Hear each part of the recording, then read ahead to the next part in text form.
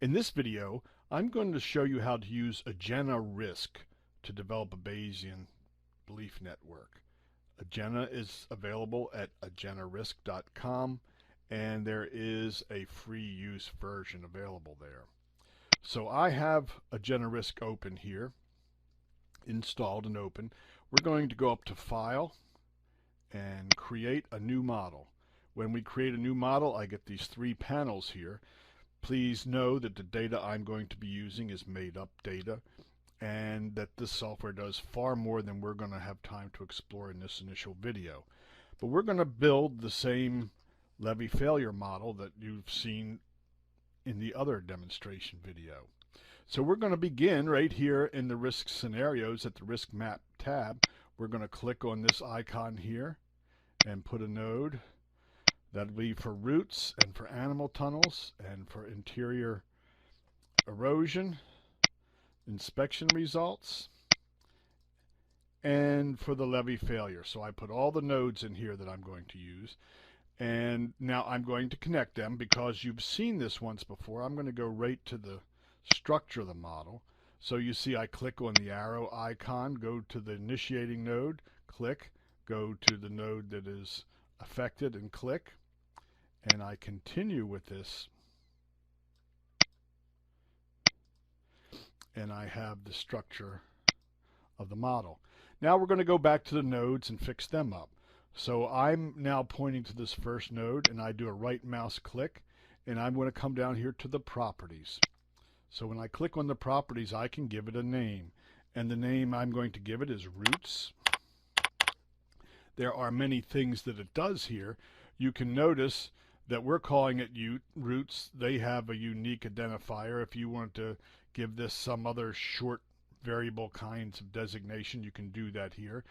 The node types, there are a number of nodes here. You can have continuous intervals, discrete real intervals, and all those sorts of things, or rankings. We're going to stick with the easiest for demonstration, which is the Boolean. We're going to go over here to node states now, and notice that this is saying at the moment we're using true false. We could use yes no, or I could have a customized kind of state where you might say roots present or no roots present. So we're going to be okay with true false since we're just doing an easy demonstration here. So the next thing we're going to do is we're going to enter the probability values. These are the same values that we used in the earlier version. So I'm going to just click in here, and false, roots, 70% of the time there are no roots. And we move on down here, and 30% of the time there are roots. So now we're going to have a look at what else you could do. You can put notes in if you would like. We're not using node constants, so we're going to skip right to appearance. If you were so inclined and you wanted to use a color code here, you could do that.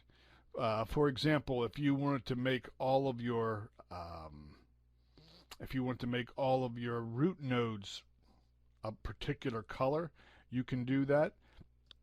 If you wanted to make result nodes a particular color, you can do that as well.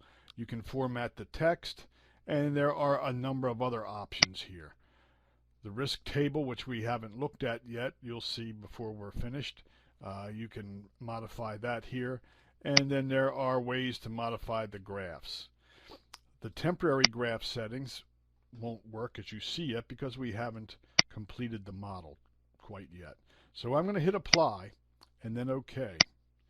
And so now we have completed the roots. Now we're going to go over here, repeat the process, but a little bit more quickly. We're going to say this is animal tunnels. We're going to jump right to the probability and say this is a 0.1 and this is a 0.9, and we will apply that and say OK. And now we're going down here to our middle node, and we're going to go to properties once again, and we're going to say this is the interior erosion.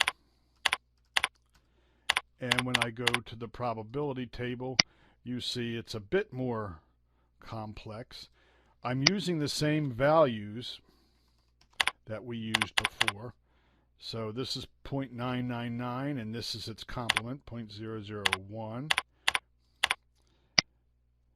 When we do have animal tunnels, this is a 0.97 and this is a 0.03. When we're true for roots and false for animal tunnels, I have a 0.98 and a 0.02. And then we move over here where we are true for roots and also true for animal tunnels. That would be a 0.95 and a 0.05. And now I say apply and OK. I come down to my last row and I'm going to click properties here. And once more I put inspection. I'm going to go to my probability table. This is a 0.9 and a 0.1. So if there is no interior erosion, 90% of the time our inspection will say there is no interior erosion. 10% of the time it will get it wrong. When there is interior erosion, 20% of the time we'll say it's not, and 80% of the time we'll say it is. And then finally, we go to our last node, and this is levee failure.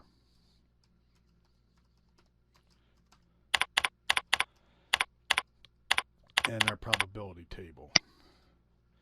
0.9999 and 0.0001, 0.95, and 0.05. So these values, I apologize for going through them quickly, but because you've seen the other video, you have a better understanding of what the values are and what they mean. So we're going to apply and say OK. And now our model is complete. You see all the exclamation points here. What I have to do is I have to run a calculation. I do that, and now over here on the right hand side we see the risk graphs. If I click on any one of these, I get the value here. Double click. So you can see for the existing conditions, these are the calculations. They would be the same as they were with the other software version that I showed you, as long as I've not made any typos in entering my data. Now what we can do here is we can go to the risk table. And for the risk table, you can see I have roots. And right now, we have no answer. I can put in soft evidence. We're not going to use that right now. I'm going to say false, there are no roots. True, there are animal tunnels. Let's say true, there is interior erosion. And let's say that the inspection has picked the interior erosion. And if I return to our risk map, up here I have an option to automatically calculate. So if that's turned on, we will be having different calculations at every step. However, here I didn't have that turned on, so I have to run a calculation. And now you can see that the levee failure probability has risen to 5%. You'll also notice that each of the nodes has a scenario here that tells us what condition it is. If you want to go back to the node and disguise any of this, you can. And there are many, many more things that you can do with this software. But building the basic model is what I wanted you to see. So we'll conclude here. And if you've got questions, please ask them in class.